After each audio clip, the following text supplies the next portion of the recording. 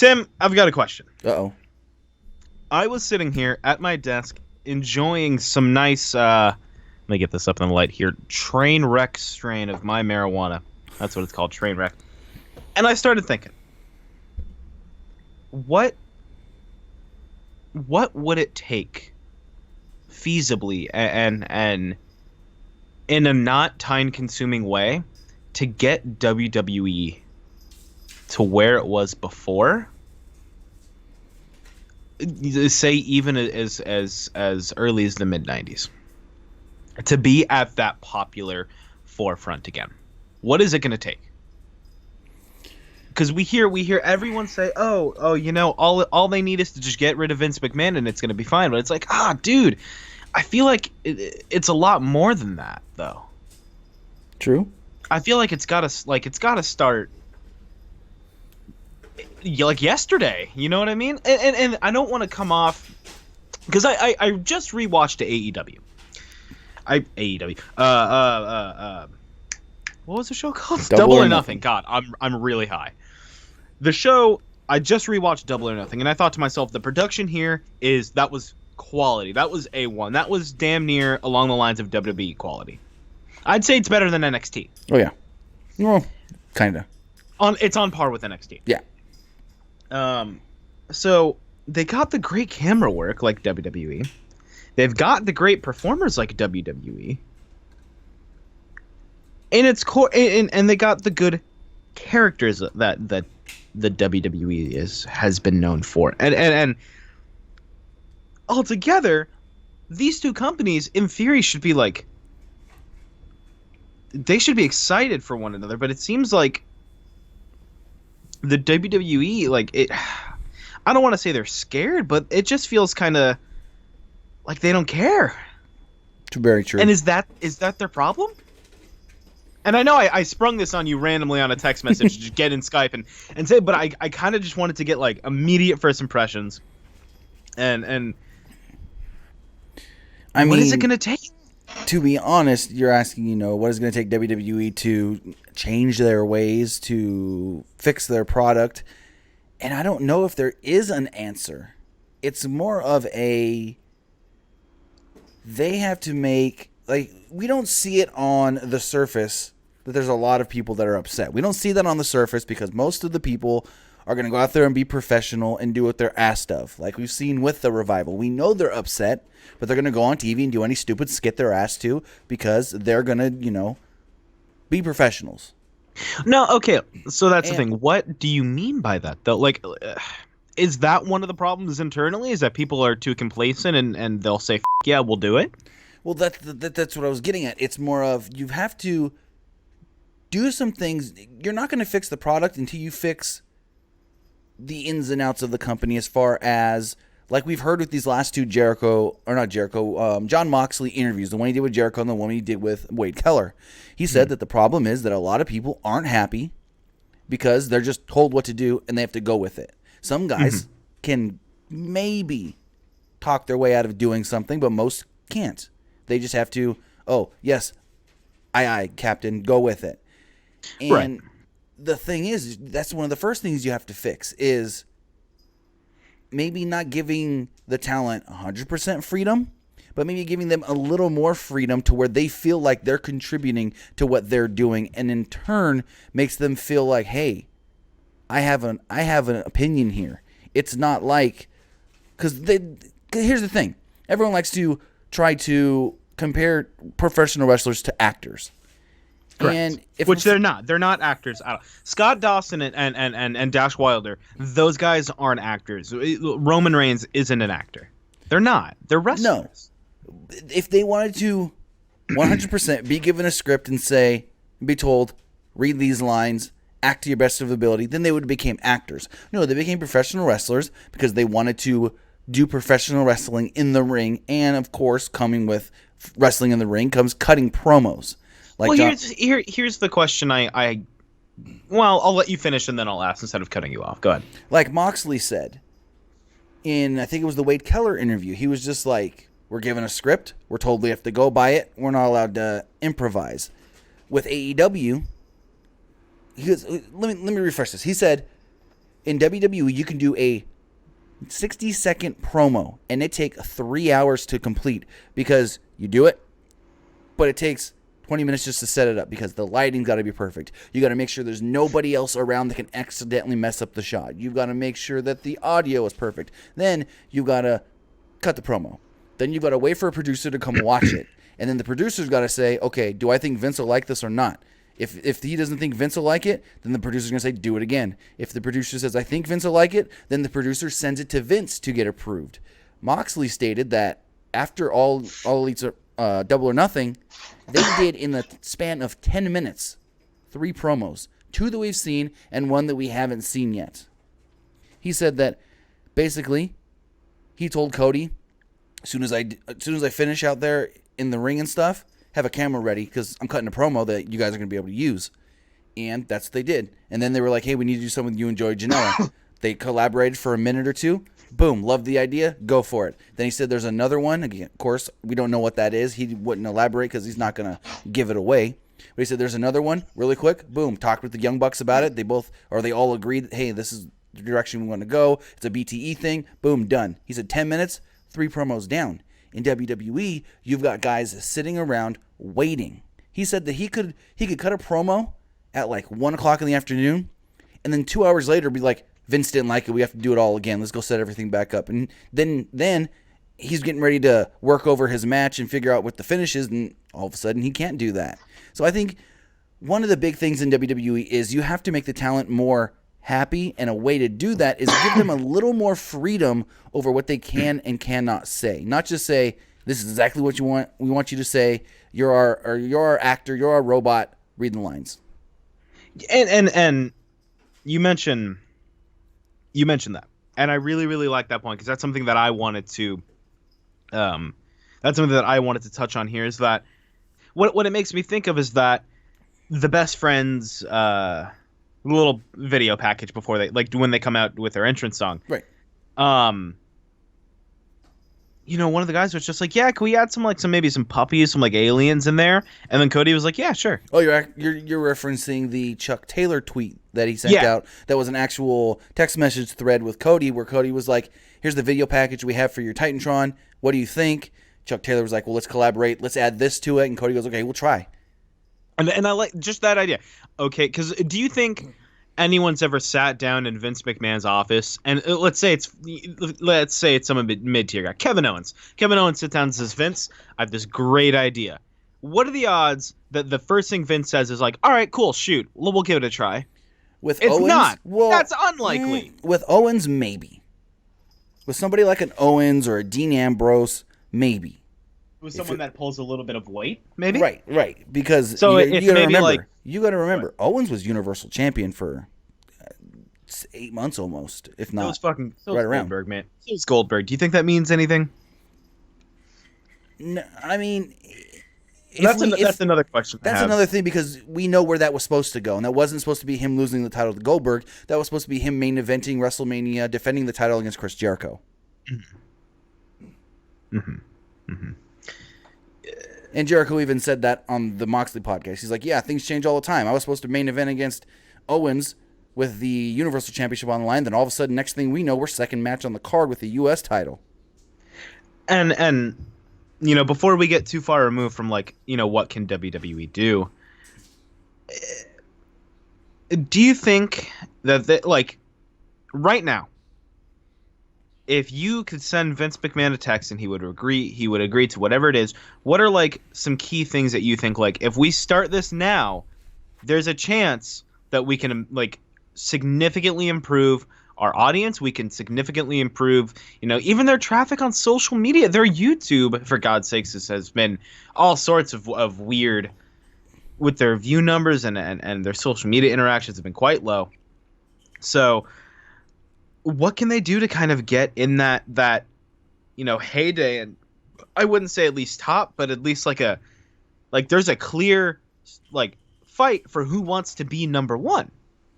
How can we get there again? What's it going to take? My 2 things would be A, less scripted promos, more like bullet point promos. Say, hey, here's what we want you to say.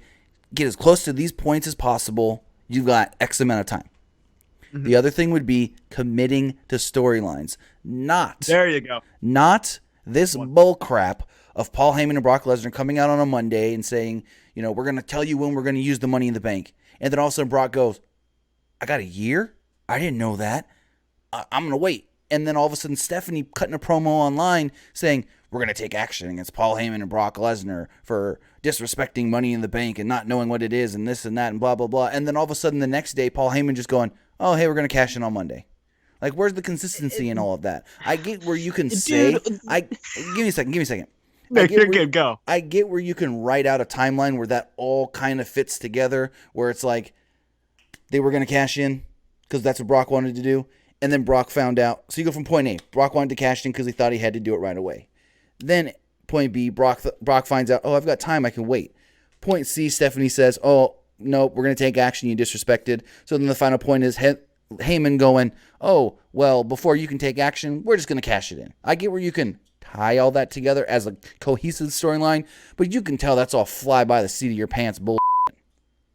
Exactly. And that's the biggest thing, is not committing to your story. You know what's another great example of not committing to your storylines? What? The wild card rule, baby. Oh, it's in effect Tuesday when Alexa Bliss goes to SmackDown to do a Moment of Bliss with Bayley. Exactly. It's and this is, you can't say that All Elite Wrestling is doing this because we don't know if they're going to do that yet. We don't really, we haven't seen a lot from them. We've seen the show, but when it comes to continuing your stories, who does a really good job of it, and I feel like it's severely underrated, who does a great job with their stories. Of course, New Japan, Ring of Honor are up there for me, with like they're consistent with their stuff. Two other companies that do. You can't really say that with Ring of Honor right now, because I've seen a lot of things that have seemed inconsistent or inconsistent, whatever the word, inconsistent with Ring of Honor. They were very consistent. Like it took them. Well, here's the thing, they were very consistent. Then they lost Cody and the Bucks, and then they started scrambling. Yeah. To be honest, I'm just gonna say it. You're not wrong, and again, you're not wrong. But New Japan, you're right about New Japan, where when they have an idea, that's their bread and butter. Geto books 6 months to a year out, and he tries to stick as close as possible to what he plans out. And for people that are like, oh, that's crazy, listen to Jericho talk about booking the match with Kenny, the first match with Kenny. Listen to that Talk Is Jericho episode. Yeah. Because he talks a lot about how Gato's like, I want to do this right. And Jericho wanted to do it right, and Kenny wanted to do it right. And yes, New Japan doesn't have a weekly episodic television show in the United States on cable TV. But there's still exactly. They kind of. Right. They have to rely on their stories to keep people invested, and that's why they're so big. When you've got, factions and two factions going against each other, and you think, wow, this goes back significantly far, or one of my favorite long running storylines was Suzuki never being able to hit the Gotch pile driver, something stupid like that, right. But it keeps you invested. Here's a perfect example of that. Then go ahead. Kenny Omega, Okada. Yeah. In all of the matches before Kenny won the title, he never successfully hit Okada with the Angel's Wings. The Angel's Wings. One-winged Angel. He never successfully hit that move on Okada until the title was on the line and he was winning. Then he hit that move successfully. They teased it, and it was always like, oh man, he can't get his big move off on Okada. Would that move actually defeat Okada? And we saw that when he finally hit it, that was the move that beat Okada. And it's just like, that's building up that move that big, because you're always in the back of your mind, Kenny wins with that move a lot. But since he's never been able to hit Okada with it, we don't know if that move can beat Okada. And then when he did, you're like, oh wow, that move is that big, because he just used that move finally to win the title when he hadn't won the title before, because he was never able to hit that move. Exactly. And that's the kind of long-term storytelling that gets people genuinely invested in matches. You go back to the NWA days, people were invested in the story of Flair. God, how is he going to sneak his way through this one? Or is this going to be the one where he can't sneak his way through? The only in the WWE universe, when was the last time we've seen the best use of a long-term storyline? Recently or ever? Recently. Within the last maybe 2 years. Oh, 2 years? I don't know. The Ciampa Gargano.